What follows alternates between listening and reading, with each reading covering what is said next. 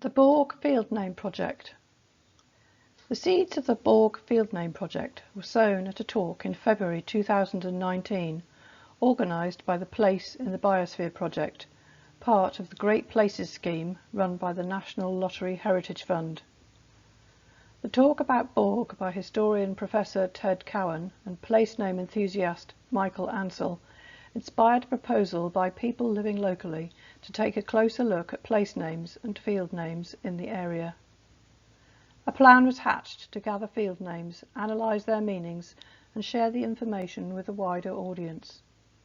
The speakers, myself, John and Michael, were key members of the team, and in these 3 short presentations we will explain how the Field Place Name Project developed along with some of the outputs.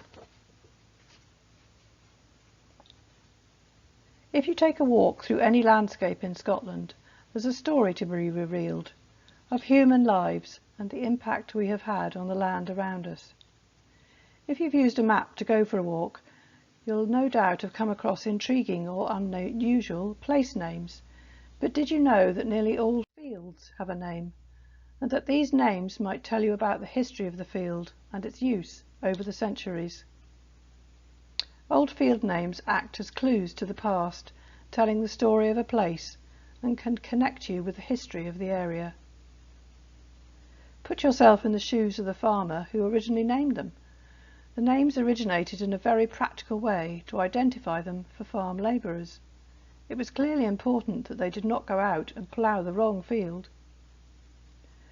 Many of these names were never written down, so that the names used today are the result of a largely oral tradition, where the original name may have evolved or changed over many years and can sometimes be hard to decipher.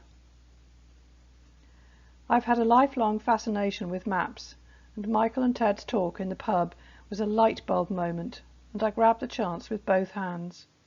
How brilliant would it be to be able to say, "I saw a hare in the drum field today," instead of, "I saw a hare in the field that's next but one to the one on the right-hand side of the road going up the lane," or to be able to tell a farmer that there's a sheep in trouble in the horse park.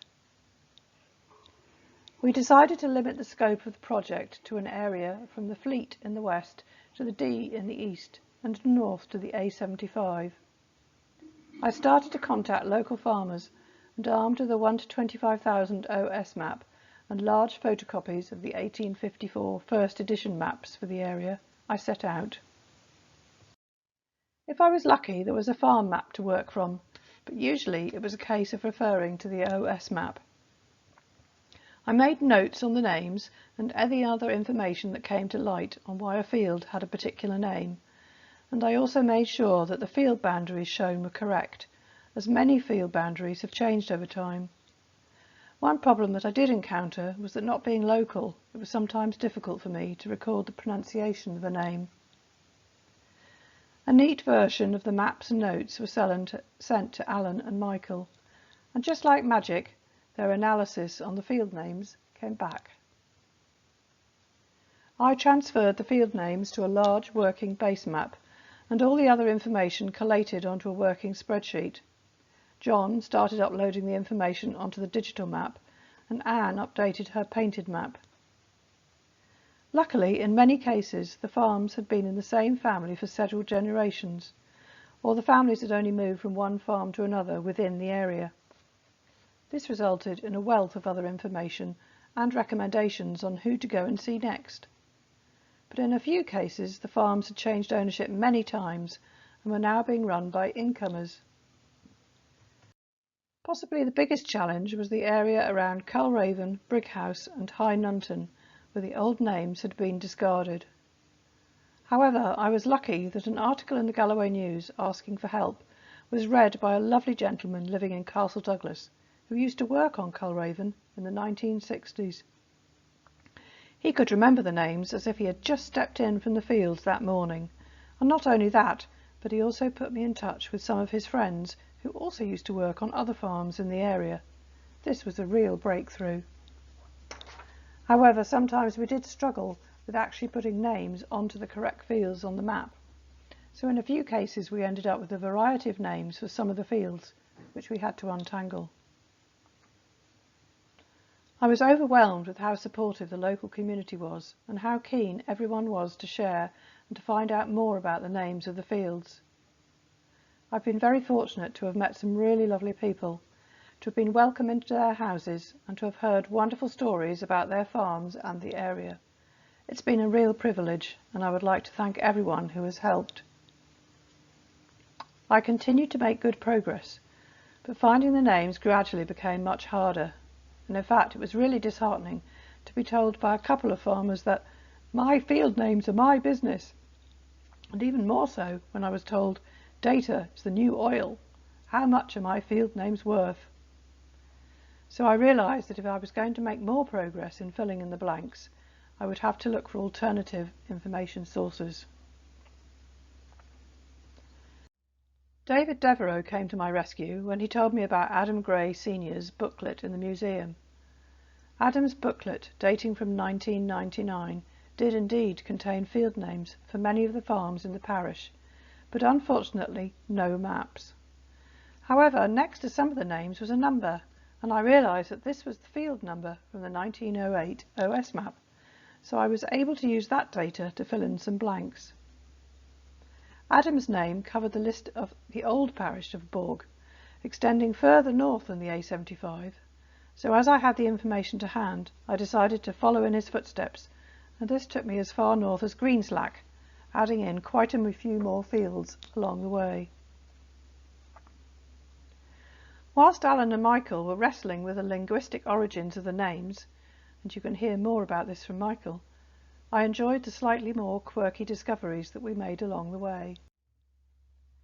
On the map on the left, you can see that two farms both have a field next to the Weasel Wood, which does indeed still have weasels in it. One is called the Weasel Field, and one is called the Weasel Wood Field.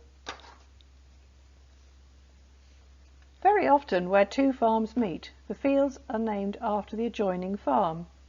The map on the right shows the boundary between Borland Farm and Carrick Farm.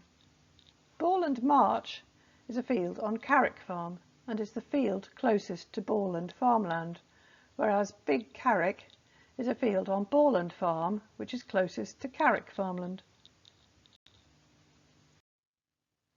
At Rattray we puzzled over the field name Piper Walls, and it was only when we looked at the 1854 map that the reason for the field name became apparent. An old croft long disappeared. And one of my absolute favourite stories is that the lane running alongside this farm, together with one of the fields, was called Cuddle Cosy. Apparently this was a favourite route for courting couples from the village. At Ingleston we puzzled over who Peter Patterson was. It turned out that in 1945 he was a dairyman at Coursyard working for James Brown, and presumably lived in a cottage next to the field. I especially loved the moments during conversations when I was asked, "Ooh, would you be interested in seeing this?" and a treasure would appear from a cupboard or the cellar. Such as this wonderful set of diaries from the Mains of Twynham farm, dating back to 1896, which contains so much detail on day-to-day farming life.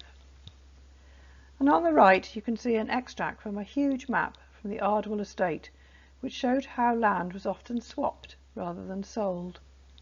It says, "Mill of Plunton was ex-cammed to Mrs. Elizabeth Murray Usher of Cally in 1931.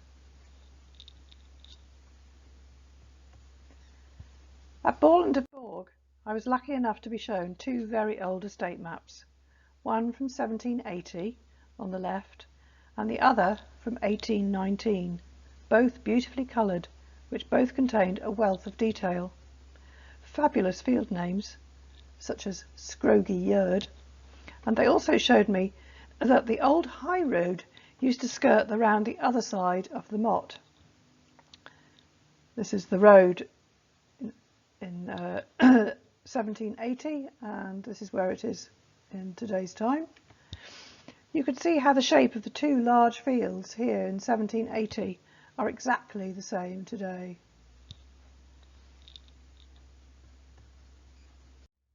This map of Meikle Ross by John Gallone from the 1700s was first shown to us by Archie from the Damp Project and was a treasure trove of information. As well as John Paul Jones's ship, it also showed that the position of the roads had changed and that the original Ross farm was on the western side of the point in Foldbog Bay. I overlaid the old names onto the modern map to show again that whilst most of the theme boundaries are the same, it is only the name that has changed over time. The most recent treasure to come to light was this map from Borg House, or Ley Borg, as it was known in 1780. Again, the roads have changed, but many of the fields are exactly the same shape and name. Sadly, at one farm we were too late. Here the names of the fields were lost many, many years ago, and even in 1999 Adam Gray recorded them as first, second and third fields. The farmer was as disappointed as I was, but delighted to find that I could tell him that some of his fields did have older names, which he was keen to bring back into use. Before I finish, I would like once again to thank everyone who has helped in any way over the past 2 years. But we're not quite finished. We have still got some fields which are unnamed. At Clockandolly, Glenterry and a few fields in the central area around Earlston and Gled Park. If you think you could shed some light on these field names, I would be very grateful if you could take a look at the website, which John will be talking about, and see if you can fill in any of the gaps. Because if we don't manage to find their names, then this is the only way that these fields will be referred to.